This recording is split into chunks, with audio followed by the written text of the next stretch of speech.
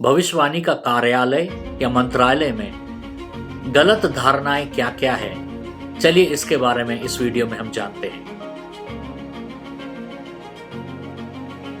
मैंने बहुत सारा लिंक्स डिस्क्रिप्शन में दिया है, उस लिंक्स में जरूर जाइएगा, क्योंकि उस लिंक्स के माध्यम से आप परमेश्वर के वचन को और गहरा जान पाएंगे। सबसे पहला गलत धारणा यह है कि लोग सोचते हैं कि भविष्यवाणी कुछ ही लोगों को मिलता है, चंद चुने हुए लोगों को मिलता है, या वही बहुत ही जो आत्मिक है उन्हीं को भविष्यवाणी करने का वर मिलता है, या भविष्यवक्ता का कार्यालय मिलता है। ये धारणा गलत है, क्योंकि प्रेरितों का कार्य के 2 अध्याय के 17 और 18 वचन में पतरस कहते हैं कि अंत दिनों में परमेश्वर ने कहा कि अपनी आत्मा परमेश्वर सब पर उंडेलेंगे।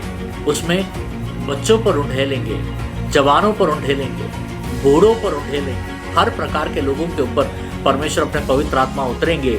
और उस वचन में खास लिखा है कि ये लोग भविष्यवाणी करेंगे, दर्शन देखेंगे, स्वप्न देखेंगे। इस वचन से हम ये सीखते हैं कि परमेश्वर पक्षपात नहीं करते हैं। दूसरा धारणा यह है कि भविष्यवाणी सिर्फ भविष्य के बारे में ही बताता है, ये फ्यूचर को ही प्रेडिक्ट करता है, ये आज या अस्तित्व या प्रेजेंट में इसका कोई अहमियत नहीं है। 1 कोरिन्थियन 14:3 में लिखा है कि भविष्यवाणी का उद्देश्य यह है कि जो व्यक्ति भविष्यवाणी करता है वो दूसरे को प्रोत्साहन करता है, बल उत्पन्न करता है और शांति उत्पन्न करता है। इसका मतलब कि ये सिर्फ भविष्य के लिए नहीं है, ये अब एक व्यक्ति जिस परिस्थिति से गुजर रहे हैं उस परिस्थिति के लिए भी लोग भविष्यवाणी के द्वारा उसे प्रोत्साहन, धीरज और शांति प्रदान कर सकते हैं। तो भविष्यवाणी का जो वर है वो आज के लिए भी है और भविष्य के लिए भी है। और एक धारणा यह है, लोग सोचते हैं कि भविष्यवाणी जब होता है तो वहाँ एक ड्रामेटिक कुछ होना चाहिए, मतलब एक अद्भुत कुछ होना चाहिए वहाँ पर, तभी वो भविष्यवाणी सच है।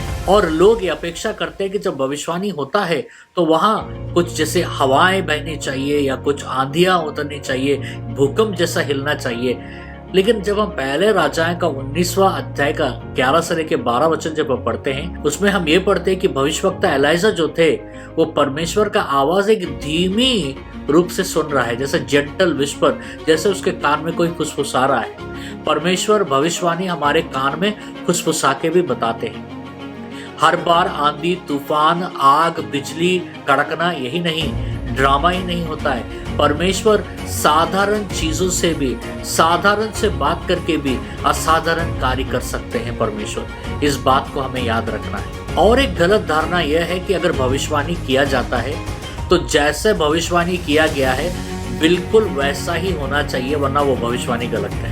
हमें एक बहुत ही जरूरी चीज समझना है, यहाँ भविष्यवाणी कंडीशनल है, उसमें कंडीशन लगता है। कंडीशनल ये है कि परमेश्वर अगर एक भविष्यवाणी करते हैं तो उसमें इंसान को भी कुछ करना पड़ता है। मैं एक उदाहरण देता हूँ। अगर आपके कलीसिया में कोई आकर एक बच्चा जो 5 साल का है उसको कहेगा कि ये डॉक्टर बनेगा, मैं भविष्यवाणी कर रहा हूँ, और उसके माँ बाप सोचेंगे अरे ये तो बच्चा डॉक्टर बनेगा, इसको स्कूल भेजने का जरूरत नहीं है, इसको पढ़ाई लिखाई का जरूरत नहीं है, तो आपको लगता है कि ये डॉक्टर बनेगा?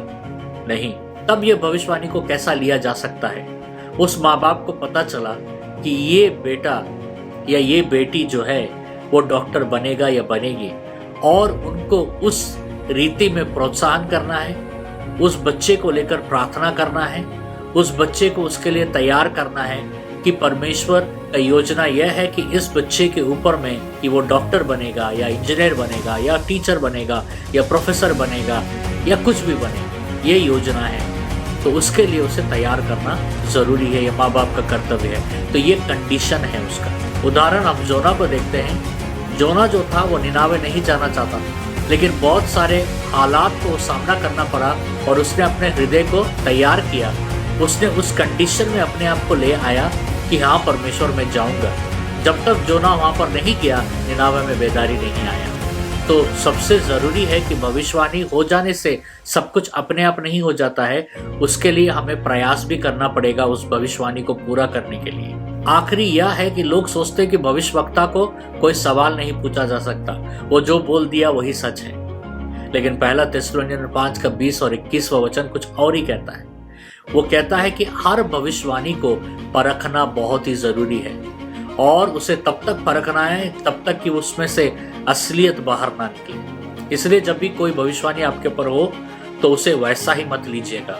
उस भविष्यवाणी को लेकर परखिए, वचन में खोजिए, पवित्र आत्मा से पूछिए, परमेश्वर के पास उपवास और प्रार्थना से जाइए, क्योंकि आपके ऊपर भविष्यवाणी करने का अधिकार जितना भविष्यवक्ता को है, भविष्यवाणी पाने के बाद उसको परखने का अधिकार भी आपका उतना ही है। और यही नहीं, आप भविष्यवक्ता को सवाल भी पूछ सकते हैं इस भविष्यवाणी के बारे में, उतना अधिकार परमेश्वर ने आपको दिया है। तो इन सारी चीज़ों को हमें जानना बहुत ही ज़रूरी है अगर हम भविष्यवाणी के वर्ग को समझना है।